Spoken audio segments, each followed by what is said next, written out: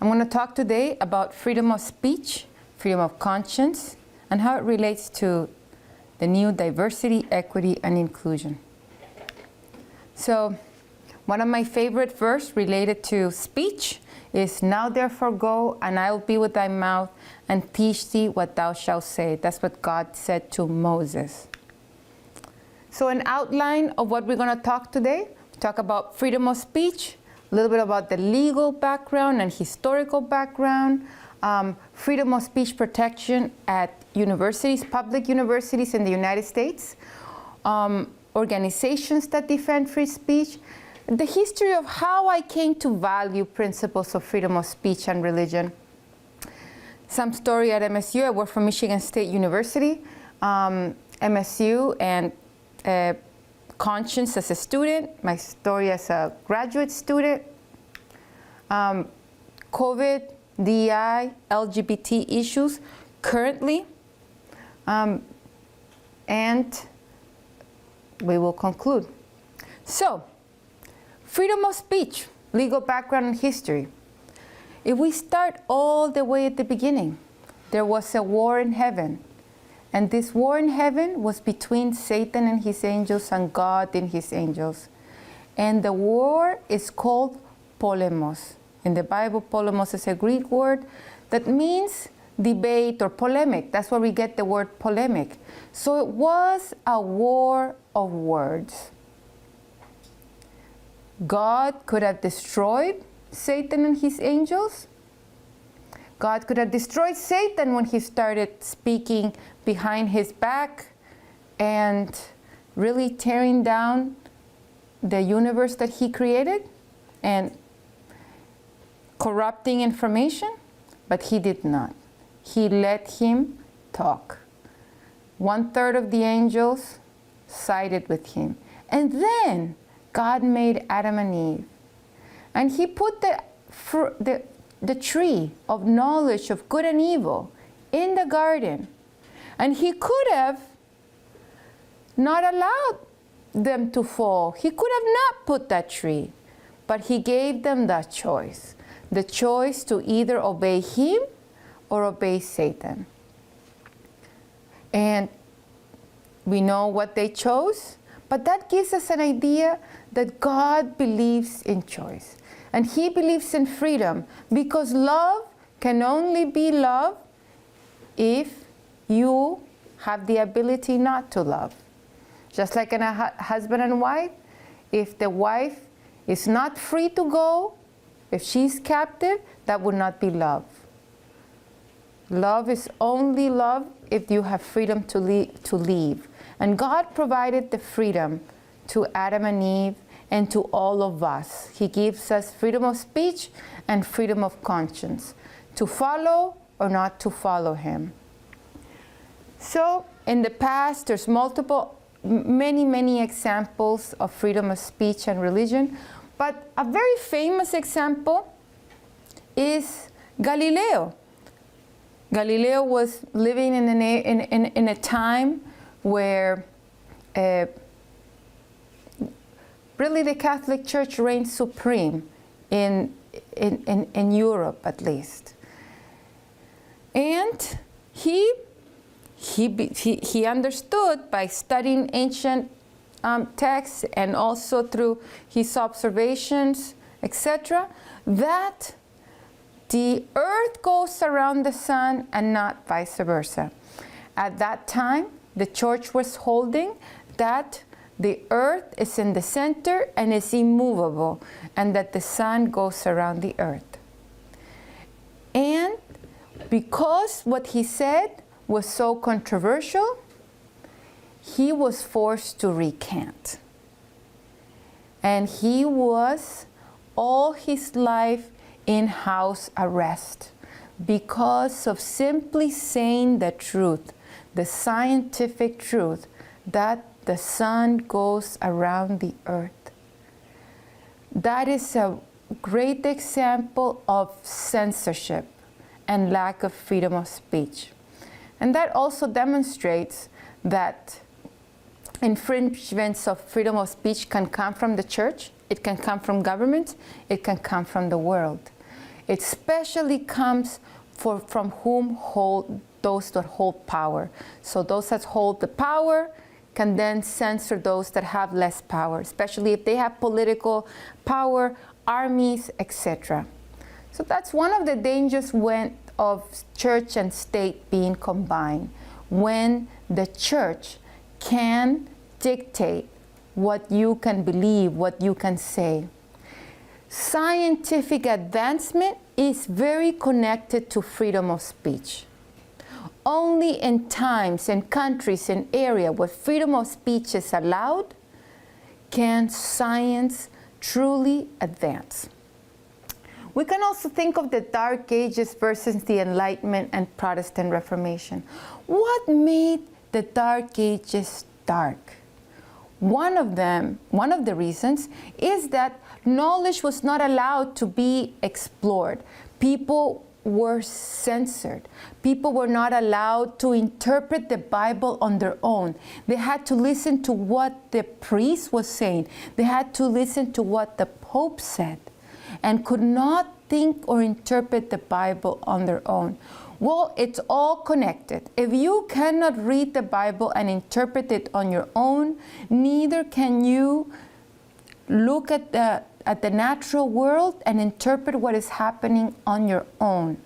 So therefore, there was dark ages, biblically in the knowledge of Scripture, but also in science and in every other field. And then the Protestant Reformation came. Some of the first Protestant reformers, people like Huss, Jerome, and a few others, were martyred for standing against this power. They had very little freedom of speech. If they spoke against the power at the time, they would be jailed, they would be tortured, questioned, etc. People would lose their jobs, people would lose their property, etc. But as this grew, there came a great man that stood against this power really all alone, Martin Luther. Martin Luther was brave enough to put his 95 Theses on the door of the church. And they described the different corruptions going on at the church and different really complaints that he had. Very valid concerns that he had.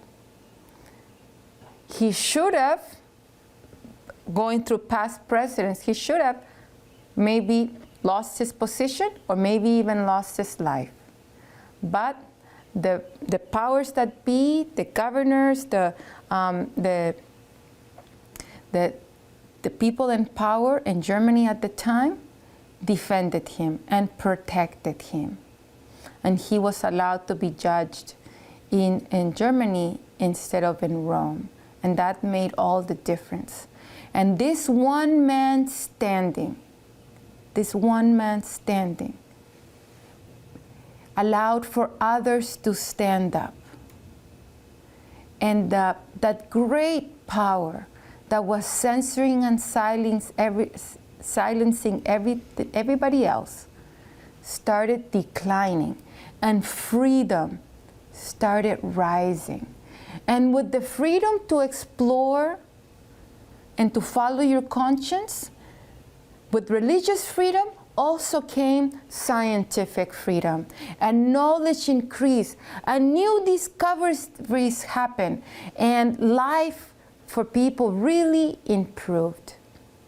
The Protestant Reformation was going from light to light. The big difference is that the Protestant Reformation said you can follow God according to your conscience. You can read the Bible on your own and follow what it says according to your conscience.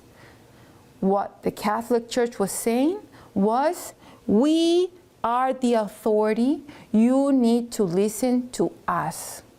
And you cannot interpret the Bible according to your own conscience. There was a mediator between God and the people, and those were the Pope, cardinals, etc. It was the church. And that had an effect, of course, in religion and etc., in conscience, but it also had an effect in science and all kinds of knowledge. Well, similar oppressions and persecutions happen in England. Not quite as bad, but there was also persecutions in England, and many of peoples from Europe escaping England persecution, like you say, the Pilgrims, and escaping persecution from other areas of Europe, came to the new land, to the new world, searching a new life where they could follow God according to their conscience. The U.S. Constitution and Bill of Rights, when it was made, it's a beautiful document. I think it's divinely inspired. One of my favorite parts is the First Amendment in the Bill of Rights. And it says, Congress shall make no law respecting an establishment of religion or prohibiting the free exercise thereof, or abridging the freedom of speech or of the press, or the right of the people to peaceably assemble and to petition the government for a redress of grievances.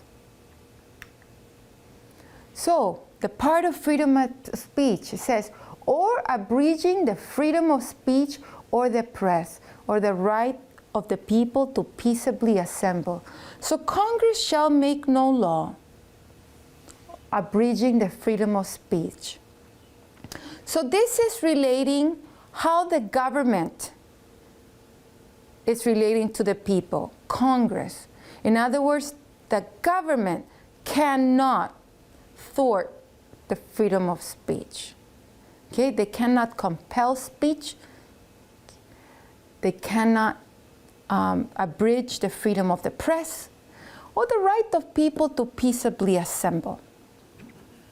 This is not necessarily in private companies, doesn't apply to them. It applies how the government can relate to us, can and cannot relate to us. The freedom of religion. Congress shall make no law respecting an establishment of religion or prohibiting the free exercise thereof. In other words, the government cannot be a conscience for us. They cannot join with the church and be church and state combined, and the state force religion, neither prohibit us from exercising our conscience and exercising our religion. A great example that I saw is the Supreme Court has clarified the First Amendment rights through cases. One of them is a case involved a Seventh-day Adventist who was denied unemployment benefits in South Carolina because she refused to work on Saturdays. Okay, so this is a case I thought is an interesting case because it includes a Seventh-day Adventist. So different cases that have gone to the Supreme Court have further clarified the meaning of the First Amendment. Besides the First Amendment, which it's in the Bill of Rights, there are several federal and state laws that protect free speech. Multiple. Pretty much every state in the United States have laws that protect free speech, and many countries have laws to protect free speech. Many countries, including Canada, where I am right now.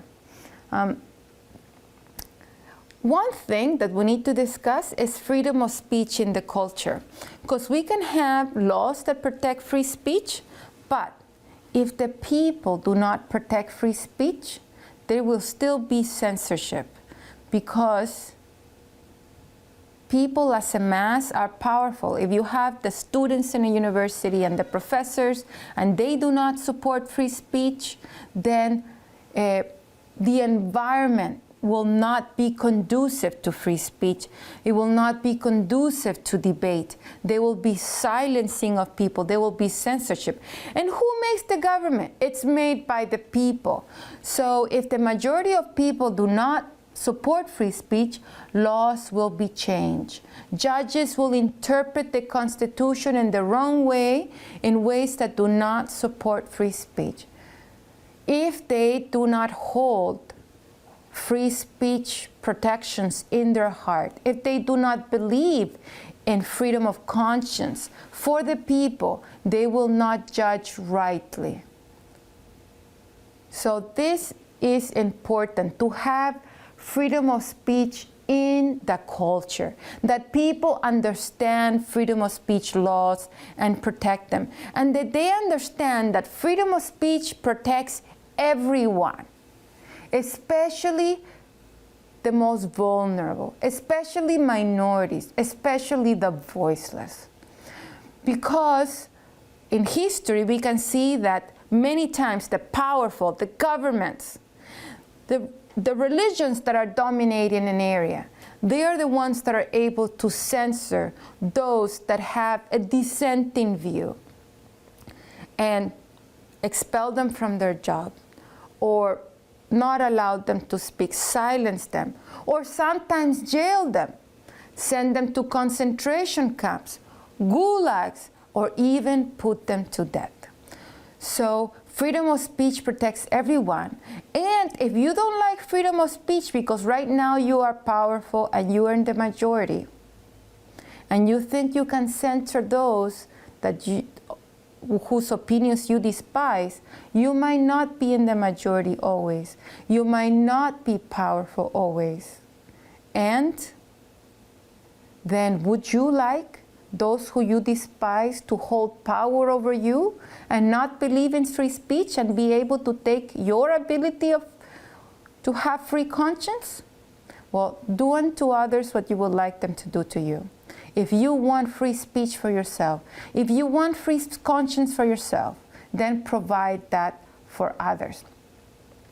A law professor at MSU, I went to one of his talks a few months ago, and I am paraphrasing. This is what I remember he said, that we are experiencing the Protestant Reformation in reverse.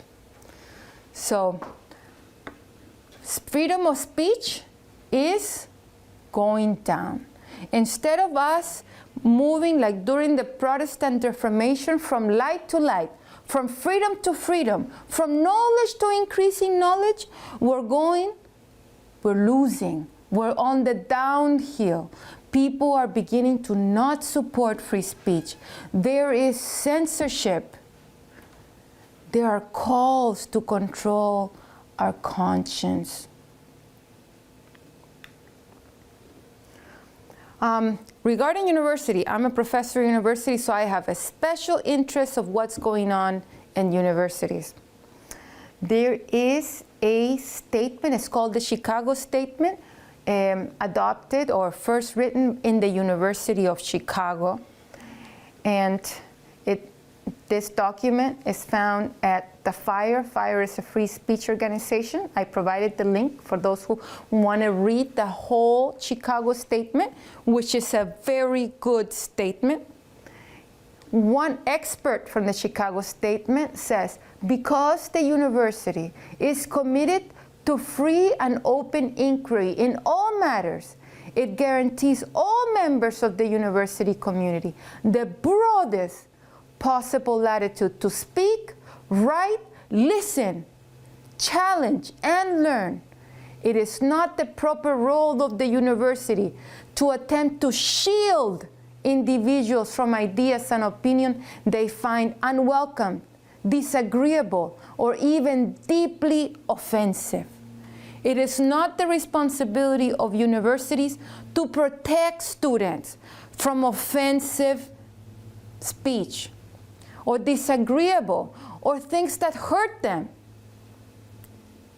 It is not their responsibility. It does not protect the students because it makes them stronger when they hear opinions that are highly offensive to them. It makes them sharper. If they can debate these ideas, they can be more firmly established in what they believe when they can debate the ideas. And sometimes, if their ideas might be wrong, they can listen to somebody else's opinion and understand things in a more nuanced way, to come to understand new knowledge. That's how knowledge increases. Knowledge increases through debate, through investigation, through questions, through free speech. So this is an organization that has been extremely supportive for me. Every time I found myself in trouble in the university, FIRE has been supportive. They have provided me free legal advice. They have invited me already 3 times to attend their meetings. They pay my trip, they pay my stay, they cover my cost, and I'm able to talk to them, listen to talks, and participate in their events and learn about free speech protections, legal protections, talk to other professors with similar views as me, in the sense that they support free speech. We have all the professors that go there have all widely differing views. But they have something in common. They support free speech. They support the right of others to disagree. Recently, they invited me to a free speech gala dinner in New York, and it was beautiful. It was to celebrate the fact that FIRE will not only now protect people in universities, but they protect everyone. So they're protecting the free speech of all citizens, not only people associated with universities. So there was a gala dinner in New York, which I attended, which was my honor. Excellent talks there, inspiring meeting. The Seventh-day Adventist Church, to which I proudly belong to, also supports free speech and freedom of conscience. They also have legal organizations that defend people of all faiths, of all conscience, to dissent. So the Seventh-day Adventist Church strongly believes in religious freedom for all people. A person's conscience, not government, should dictate his or her choice to worship or not to worship. Okay? We believe in freedom for people to believe in God or not to believe in God, to worship God according to their conscience. We believe in the freedom of religion and conscience for Muslims, for Jews, for Christians, for unbelievers, for Buddhists, etc.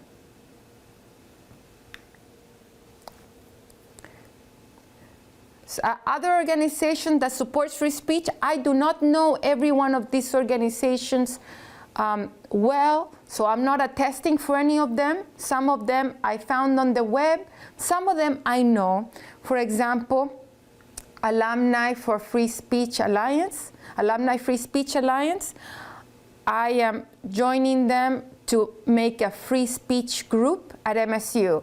MSU Alumni for Free Speech. So I'm making a group that will be under Alumni for Free Speech Alliance. Academic Freedom Alliance.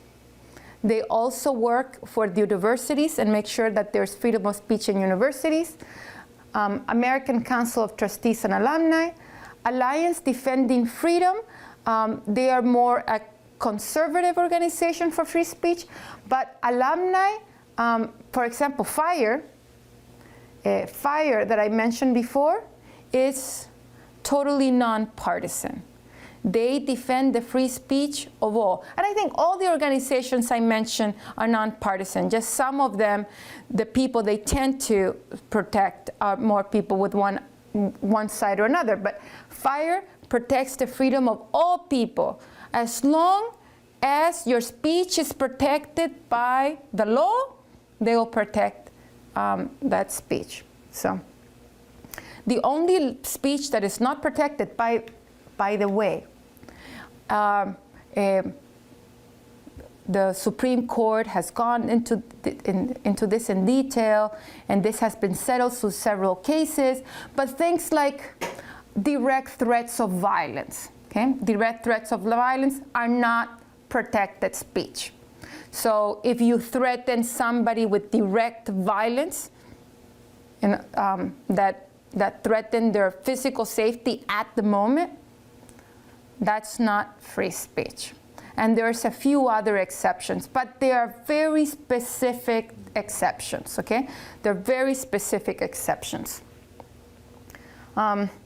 Like I said, I'm starting a free speech group called MSU Alumni for Free Speech. If you are at all associated with Michigan State, please sign up. We're just beginning, but the more members we have, the more we can do. We will have talks, we will have meetings, and it'll be nonpartisan. We will defend free speech for all. And there's many other organizations that protect free speech. So how did I come to value the principles of freedom of speech and religion? One of them is my family history. My grandfather became Seventh-day Adventist in Chile when a German man met him. My grandfather was very sick and met the German man, a fellow, they were doing business together, and this German man escaped Nazi Germany because he did not want to support the Nazi army. He was against Nazism in his conscience. He could not, with a free conscience, be a soldier for Nazi Germany. And he was being forced to join. He escaped to Chile.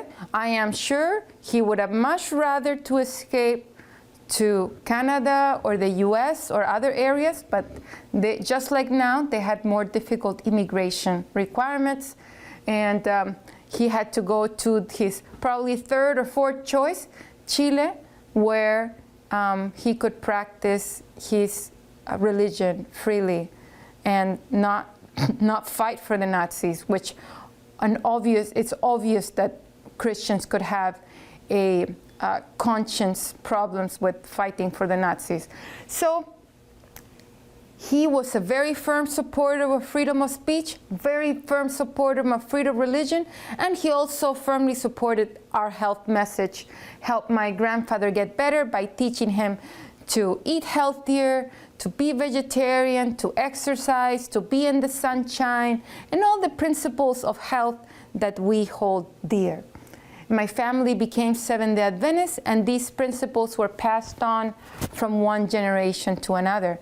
My grandfather passed them on to my mother. I also learned from my mother and my grandparents. And my mother, as a youngster, kind of rebelled, but she came back, and she's a faithful Seventh-day Adventist and holds all these principles dearly. And my grandfather, my grandmother too. So I learned from them. I also have personal experiences that graphically represented what lack of freedom of speech and religion can do, or even political freedom. My country was socialist for 3 years. There was people lost their properties and businesses. My family had businesses, and they had severe challenges in how to run their businesses, being controlled by the government, and there was limitations, all kinds of limitations. It significantly affected the economy, and then we had a dictator who was good for the economy, but he did not support people dissenting or criticizing him. So there was also severe limitations on freedom of speech, and some people did suffer the consequences of speaking against him. And I saw that as a child. I did lose a best friend to this experience, to this situation. I saw this as a child, and I know what it means to not be able to talk. I know what it means to not have freedom of speech and religion. I know my family experienced it. I also can observe. I've traveled throughout the world. I've had the honor and privilege to travel throughout the world. And my husband is from Bosnia, and he was in the Bosnian War. And everybody was friends, and everybody was fine until they started separating themselves into these groups. And the Serbs were talking about separating from the Croats and from the Muslims, and even neighbors that used to be good friends, they started demonizing each other and hating each other. I think the process is called balkanization. And they were not allowed to say what they wanted to say or practice their religion freely in the different republics or in the different areas of ex-Yugoslavia. And that led to a war and to many atrocities. I can see it in different areas of the world also. We can see what happened in the Soviet Union.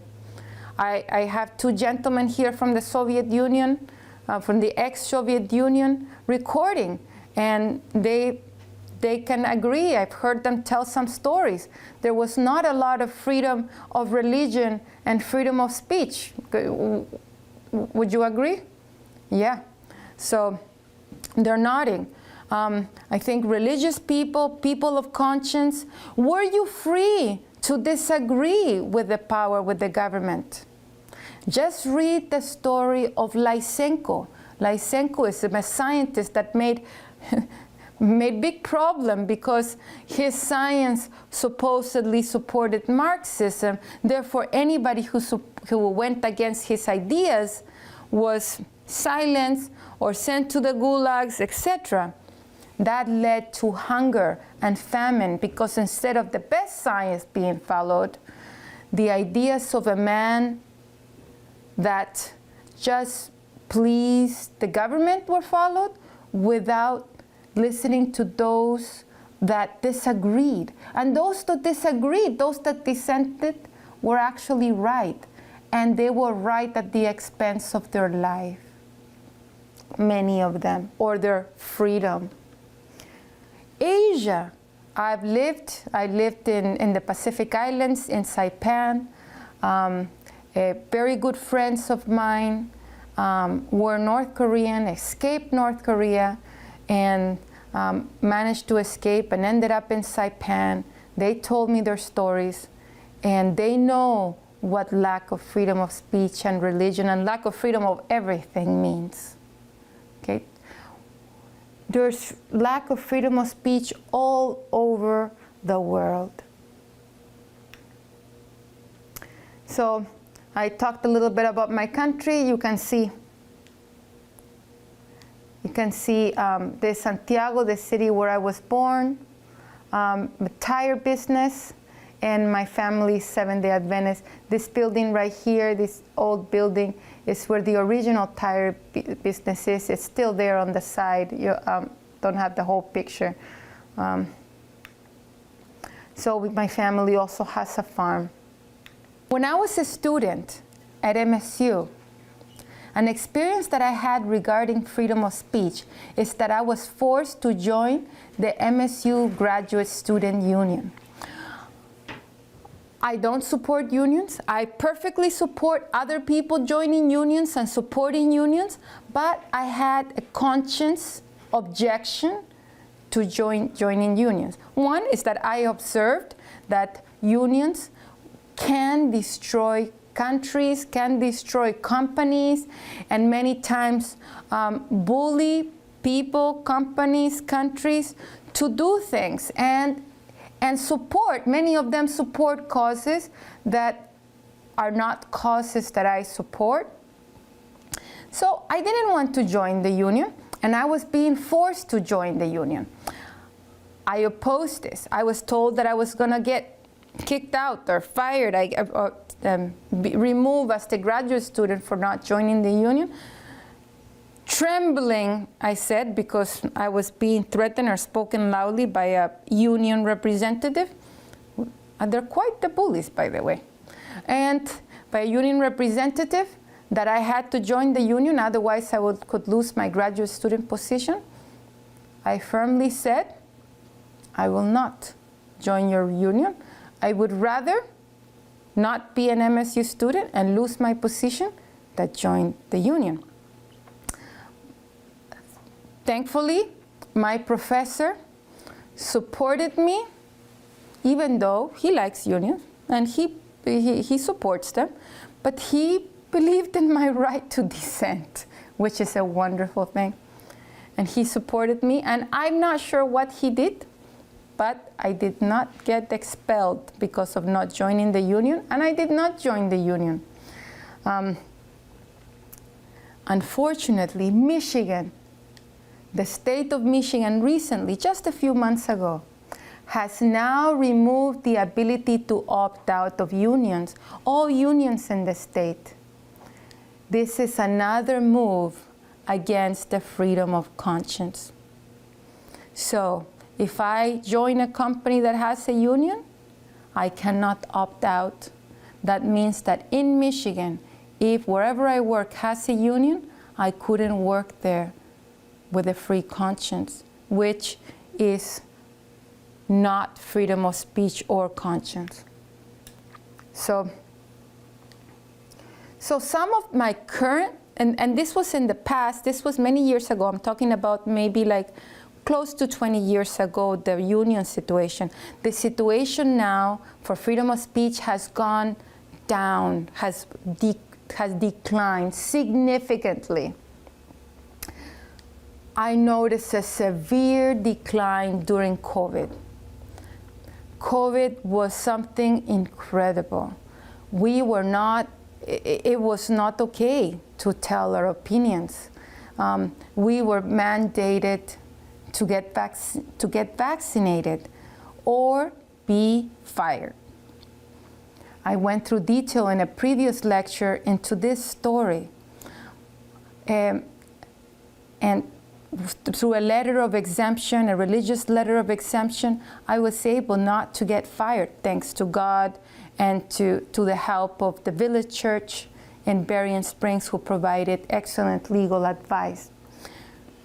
But like I said before, everything is related. If they don't allow medical freedom, neither will they allow freedom of speech or freedom of religion. It's all connected. When all the limitations of medical choices, the limitations of movement, of association, and all of this happened during COVID, it empowered those who wanted to censor us and to put limitations in other areas. After this, it became a severe problem for me. The diversity, equity, and inclusion trainings became mandatory. Some of these diversity, equity, and inclusion trainings really went against my conscience. And the multiple choice questions in the trainings were written in such a way that did not allow freedom of conscience. It was compelled speech because they had a question. And then there was multiple choice answers. Let's say I had a question and then the answer A, B, C, D. And they thought the right answer is B. And let's say I did not think that B was the right answer, or B is not the answer according to my conscience. And if I chose D, for example, it did not allow me to question 2. I had to select the answer B in order to move on to question 2.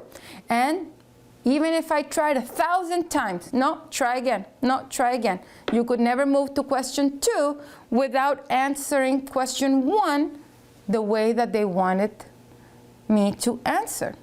This was compelled speech, and this was mandatory. Without taking the training, you cannot be employed. So I complained about that one. I made some noise about that one.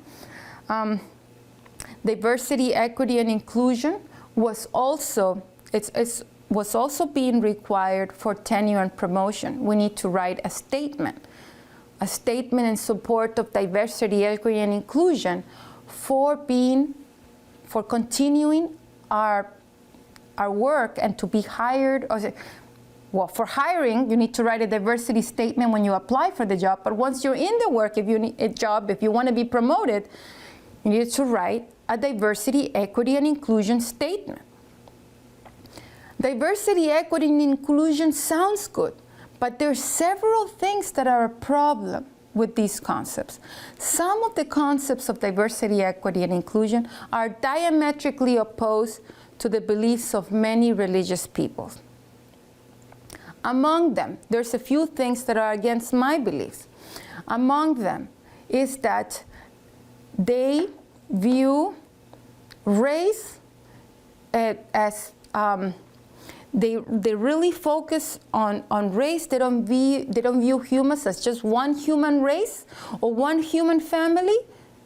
They view race as very distinct and separate, and they favor certain races to get hired over others. It is my belief that it's the only correct way to hire people is to select people on their competence. Can they do the job well or not? And it is best for whatever discipline they're going. Let's say if they're a brain surgeon, it is best for that medical hospital and for the patients, for the best brain surgeon to be hired, regardless of race. And it is also better for the doctor, for the individual being hired, because if he's not being hired based on competence, if he's being hired as a diversity hire or through the process of diversity, equity, and inclusion through these principles, then the patients, his colleagues, might look at the person down and might think, maybe this is not a diversity hire. Maybe he's not able to do the job as well as I can, and look down on them. And this is unfair. This is unfair. If the person is a qualified and very competent person, he should be viewed as an equal. And the principles of diversity, equity, and inclusion, or you say diversity hiring, is unfair to everyone. It harms everyone, because hiring should be based on competence and merit only. This is the best for science also. What about if Einstein in his time was not able to write a good diversity statement? Maybe he would not have been hired. Maybe he would not have made all the amazing discoveries that he did. We would not have the theory of relativity. This is not the way it should be done. Science, hiring, medicine, all of this, all the hirings and promotion should be done on the basis of competence and merit only. So the diversity, equity, and inclusion principles are against my conscience. Also, diversity, equity, and inclusion trainings many times force me and others to affirm values and morals that go directly against my conscience and other people's conscience. In LGBTQ issues, they are forcing mandatory, they are mandating affirmation of the gender ideology, which is unscientific and not true and against religious teachings. This is a problem even for atheists, or like I will point in a future, in the next slide. Even atheists, because even atheists have a conscience too. Some of them, just like all people, some of them are very honest and they're following the truth according to their conscience. And they want to say the truth. They don't want to be forced to lie. Should they be forced to lie and go against their scientific beliefs, just like Galileo was forced to recant that the earth went around the sun? And because the church was saying that actually the earth, the sun went around the earth? This is what is happening. We are being forced to say that the sun goes around the earth when it's very obvious and is scientifically provable that the earth goes around the sun.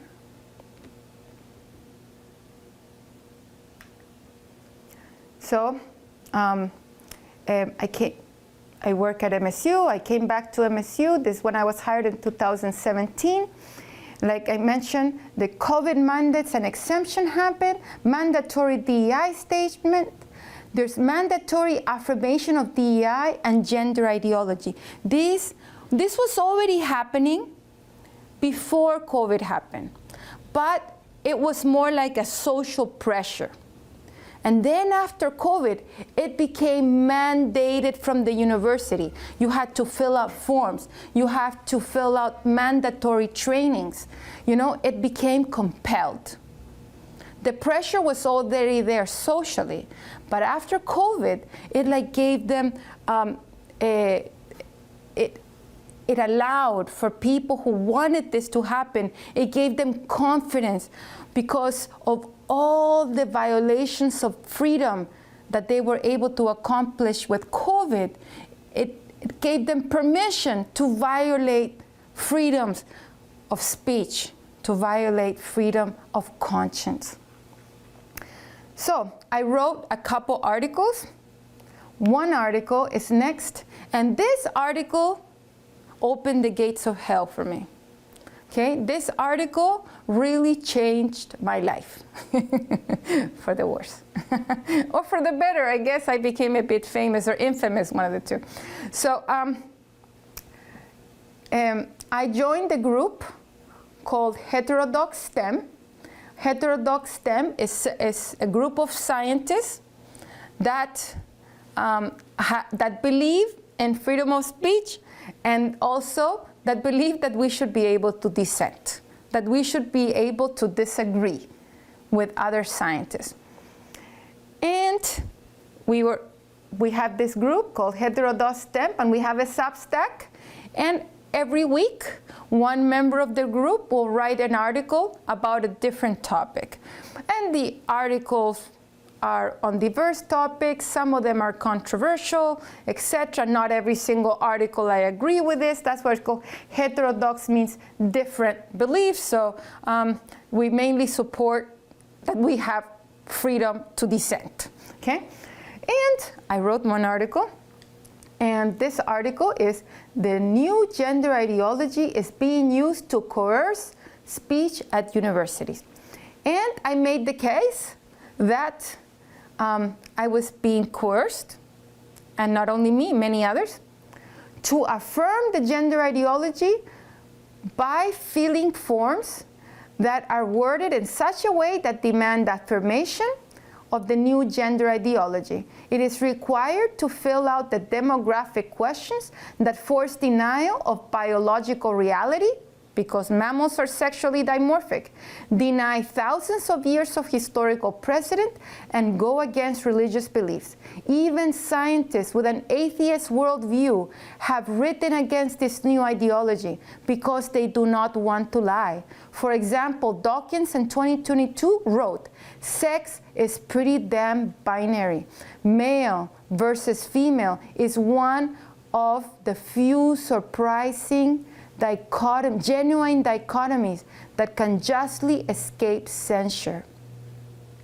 Okay, in a YouGov poll for June 6, 2022, 63% of Americans agree with the traditional and biological definition of sex and do not want gender identity to be included as a definition, okay?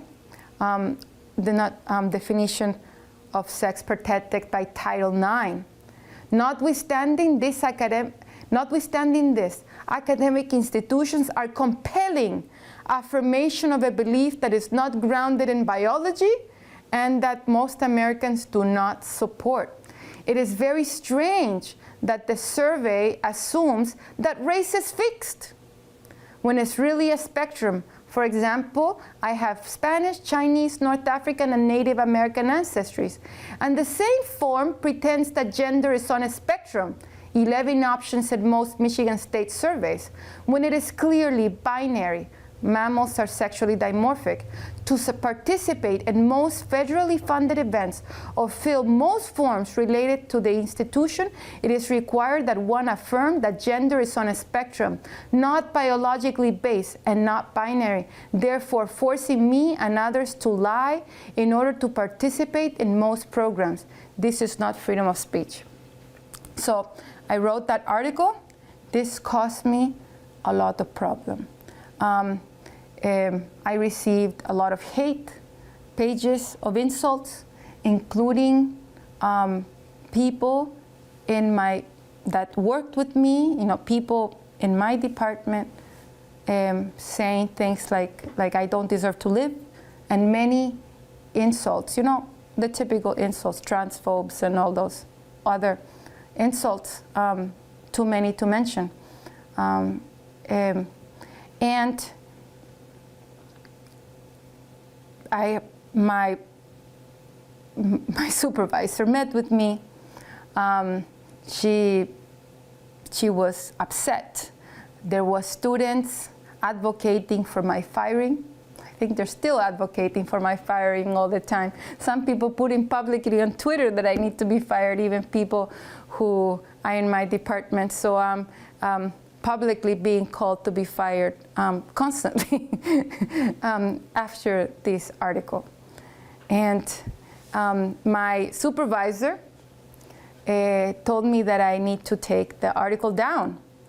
No, I wouldn't do it. And she said that I need to remove my MSU credentials because it says Marisol Quintanilla, Ph.D. as a nematologist at Michigan State University. She said that I need to remove my Ph.D., my credentials, because there's a policy at Michigan State that that she sent me the policy, the text, that pretty much said that you couldn't say in behalf of the university things that were against their values. I don't remember exactly the policy that she sent me, but that was the gist of it. And I said, no, I will not remove my credentials because my credentials belong to me.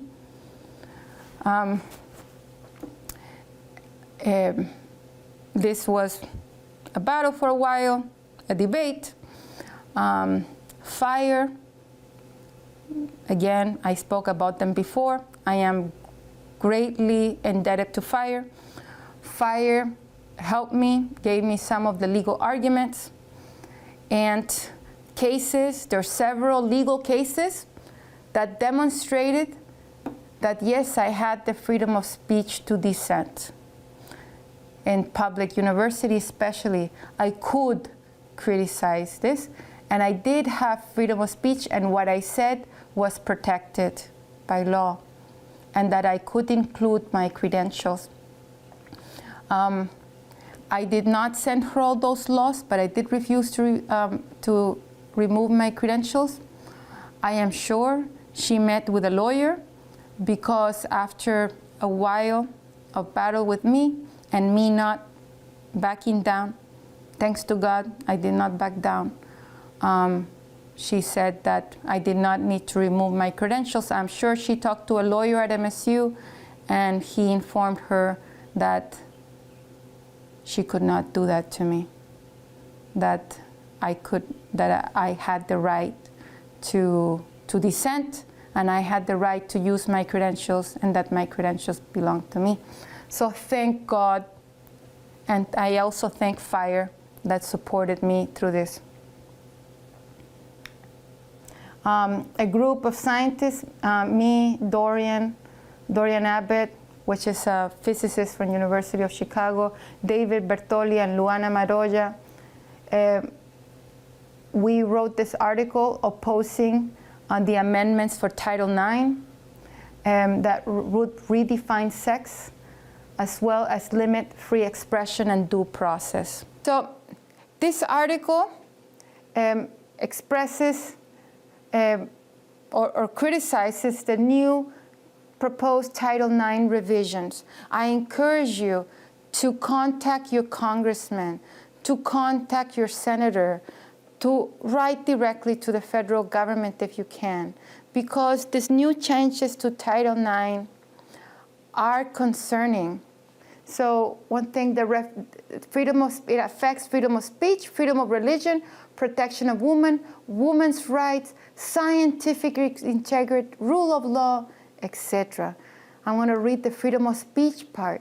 The redefinition of sex in the proposed Title IX revisions will threaten the academic freedom of researchers, faculty, and students who oppose the redefinition of gender and sex. It would also make criticism of aspects of diversity, equity, and inclusion mandates involving gender and sex more difficult. Freedom of religion. There's a binary interpretation of sex in many religion texts. For example, Genesis 5:2, which reads, "Male and female created he them."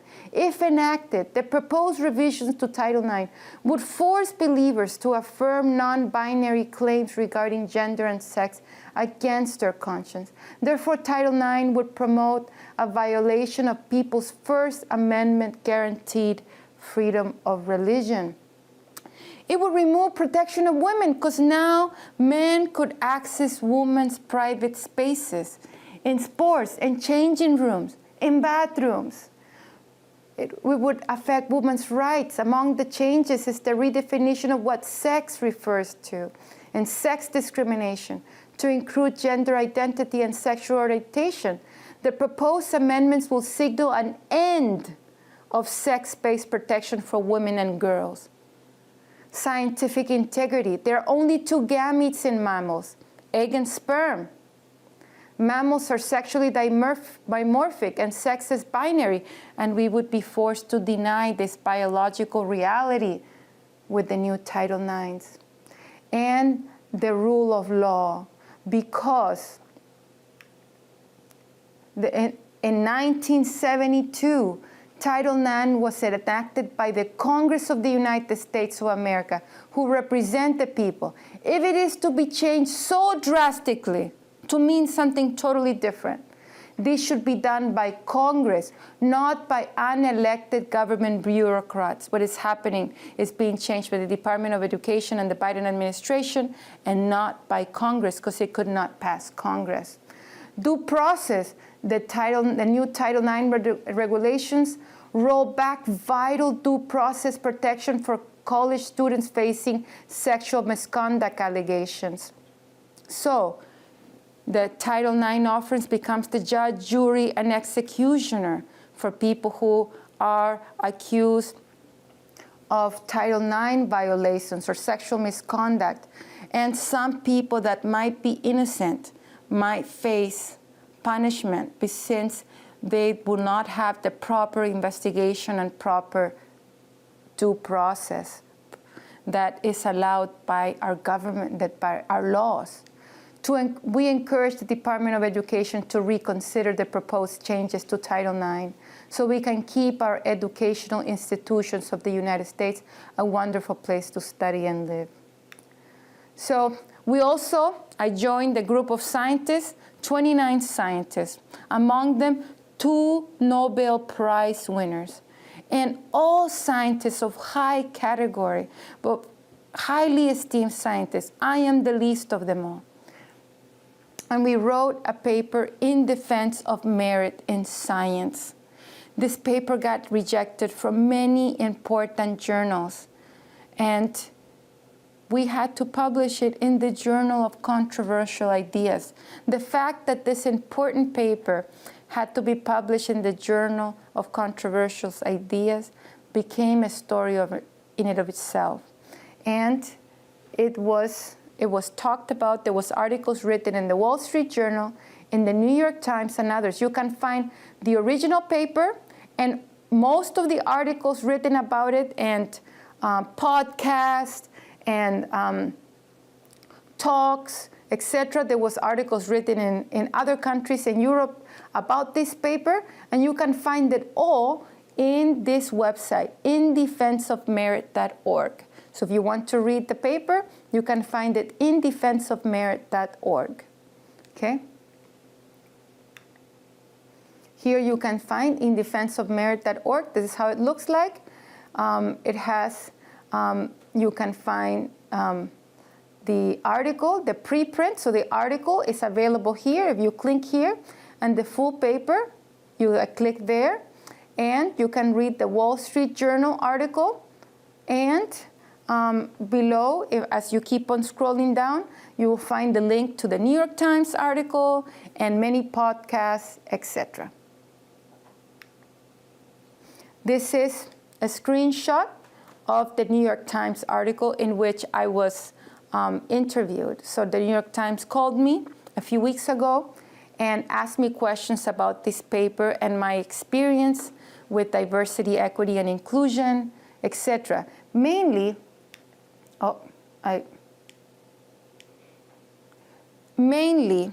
the paper that we wrote defended a couple principles. One is that hiring in science, selection in hiring and promotion of science should be based on merit only, and not because of diversity considerations. It should not be based on race or in sex or gender or whatever whatever category you want to select people by, but it should be based on merit only. So a chemist should be hired because he's an excellent chemist and the most qualified for that position, and nothing else. And a physicist should be hired because he's an excellent or she's an excellent physicist, notwithstanding their race or sex or national origin, etc. Also, our paper rejects pseudoscience, such as being forced to affirm the gender ideology. The paper supports many of the positions that I support, that I spoke about before. Not 100% everything. I mean, they don't agree with me in everything, and I don't agree with them in everything. But we all have in common that we support that hiring should be based on competence and merit, and science is too important to play these games. Science is too important to play these games. And that we should be allowed to follow the truth wherever it leads, even if it is offensive to some. And that we should be allowed the right to free speech and debate, especially at universities. Universities are institutions of learning. They are not modeling agencies. It doesn't matter in universities. It should not matter what the professors or students look like. It should matter what they know, their ideas, the knowledge, debate, because they're institutions of learning and not modeling agencies. We must all defend freedom of speech and religion if we want to still have it. Speak up. I have experienced several times when I speak, I'm in a meeting, and I speak against diversity, equity, and inclusion, and the very strong discrimination against people of faith, or hiring of white men. There's clear discrimination against hiring of white men at universities. I have even heard people say things like, effing white men, we want to replace them. I have heard faculty say things like that. And people, other faculty, will listen, will say nothing when I protest to these things. I protest censorship. I protest mandatory affirmation of DEI principles or mandatory DEI statements for tenure and promotion. And in the meetings, most people don't say anything, but they send emails to me privately. And they say they support what I'm saying, but I said, please don't tell anyone that I support what you're saying. And often I tell them, please speak up. Please speak up. Because if it's several of us, we will be stronger. If it's several of us, it's harder to attack several instead of just me speaking up. And I have found out that the majority of people are cowards, and this has been in most of history. Think about World War II. If the majority of Germans would have spoken up against Hitler, and they would have followed their conscience that it was wrong to remove the property, the liberty of Jews,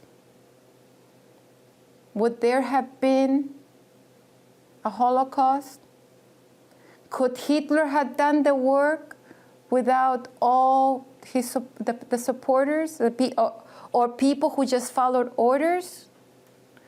He probably personally didn't kill very many, maybe none during that time.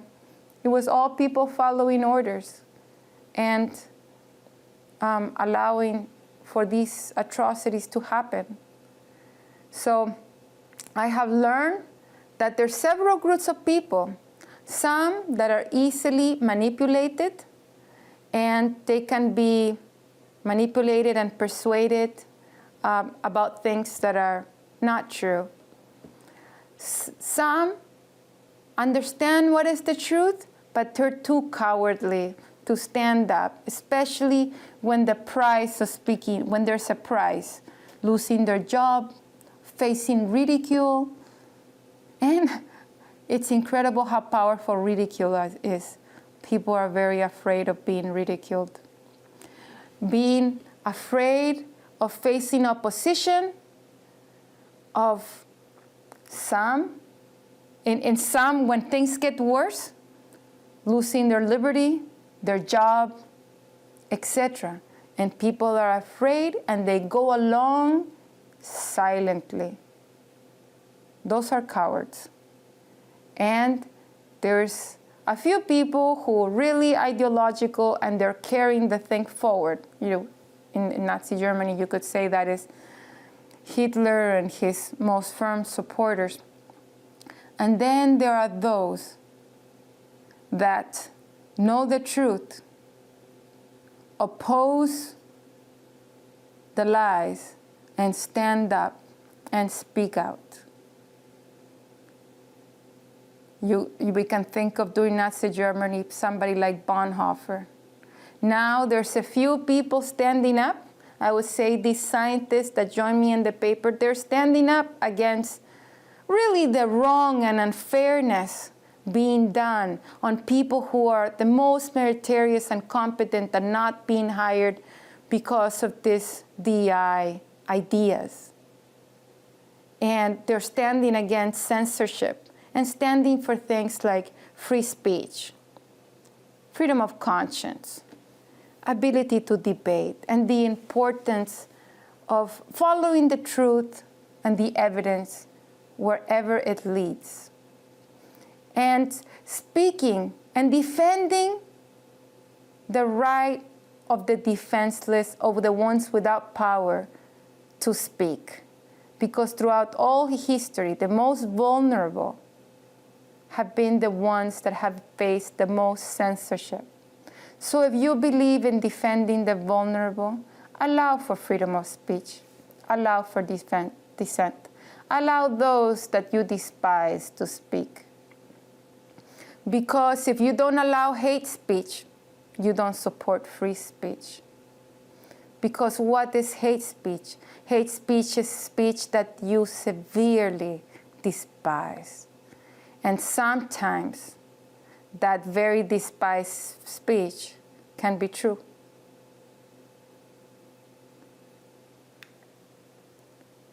So I want to quote one of my favorite verses again about speech. I will instruct thee and teach thee in the way that thou shalt go. I will guide thee with mine eye. And now therefore go, and I will be with thy mouth, and teach thee what thou shalt say. Finally, we must all defend free speech and conscience. Speak up. Freedom of speech is the foundation of all civil liberties. Speech is not free if the speech we despise is not allowed. Do unto others what you would like them to do to you. Freedom of speech and conscience protects everyone, especially the most vulnerable and without power. Give a voice to the voiceless. Stand for freedom of speech and for freedom of conscience.